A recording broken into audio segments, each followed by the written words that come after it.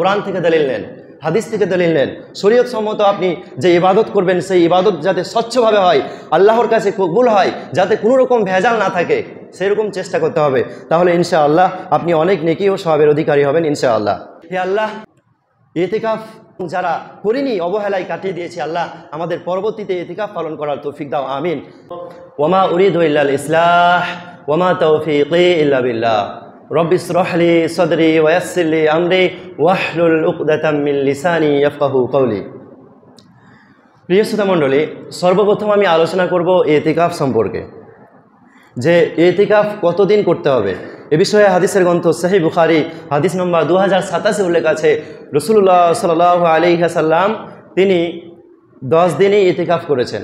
তাই 10 দিন ইতিকাফ করা এটা হচ্ছে সুন্নাত, এবং কোনো ব্যক্তি যদি 10 দিনই ইতিকাফ করেন তাহলে সে ব্যক্তি বেশি নেকি ও সওয়াবের অধিকারী হবেন, এতে কোনো সন্দেহ নেই প্রিয় ভাই আমার। দ্বিতীয়ত, ইতিকাফ আমাদের করতে হবে কোন মাসে, এটা আমাদের জানতে হবে। রমাদান মাসে ইতিকাফ করতে হবে।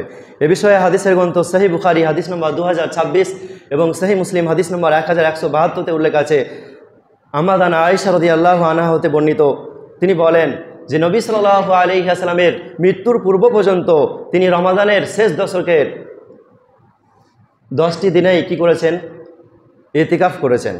তাই আমরা বুঝতে পারলাম রমাদান মাসে ইতিকাফ করতে হবে। এবং ইতিকাফ গাহে প্রবেশ করবেন কোন সময়, প্রবেশ করার সঠিক সময়। এ বিষয়ে হাদিসের গ্রন্থ সহিহ বুখারী হাদিস নম্বর 2041 এবং সহিহ মুসলিম হাদিস নম্বর 1173 নম্বর হাদিসে উল্লেখ আছে, রাসূলুল্লাহ সাল্লাল্লাহু আলাইহি ওয়াসাল্লাম তিনি ফজরের নামাজের পরে ইতিকাফ গাহে প্রবেশ করতেন। তাই ফজরের নামাজের পরেই ইতিকাফ গাহে প্রবেশ করা এটা হচ্ছে সুন্নাহ। যদি কোনো ব্যক্তি ফজরের নামাজের পরে প্রবেশ করেন তাহলে নিঃসন্দেহে তিনি বেশি নেকি ও সওয়াবের অধিকারী হবেন, এতে কোনো সন্দেহ নেই প্রিয় ভাই আমার। এবং ইতিকাফ যদি আপনি করেন তো কোন স্থানে করবেন, স্থান সম্পর্কে আমাদের জানতে হবে। মহান আল্লাহ পবিত্র গ্রন্থ আল কোরআন সূরা নম্বর 2, সূরার নাম সূরাতুল বাকারা এবং আয়াত নম্বর 187 বলেছেন, ওয়ালা তুবাশিরুহুন্না ওয়া আনতুম আকিফুনা ফিল মাসাজিদ। তোমরা এই রমাদান মাসে যখন ইতিকাফ করবে তো তোমরা দিনে হোক অথবা রাত্রে হোক স্ত্রী সঙ্গম করবে না, স্ত্রী মিলন করবেন না। কেন? ওয়ান্তুম আকিফুনা, যে তোমরা ইতিকাফ করেছো ফিল মাসাজিদ, মসজিদের মধ্যে। অতএব এই আয়াত থেকে আমরা বুঝতে পারলাম যে এই আয়াতের প্রথমাংশে আছে যে রমাজান মাসের রাত্রিতে স্ত্রী মিলন বৈধ, কিন্তু ইতিকাফ যদি করেন তাহলে রাত্রিতেও কিন্তু স্ত্রী মিলন হারাম, দিনেও হবে না রাত্রিতেও হবে না, বুঝতে পারলেন, ইতিকাফ করলে। এবং এই আয়াতে আরও একটা কথা স্পষ্ট যে ওয়ান্তুম আকিফুনা ফিল মাসাজিদ, যে তোমরা ইতিকাফ করছো কোথায়, মাসাজিদ তথা মসজিদে। অতএব ইতিকাফের স্থান হবে মসজিদ।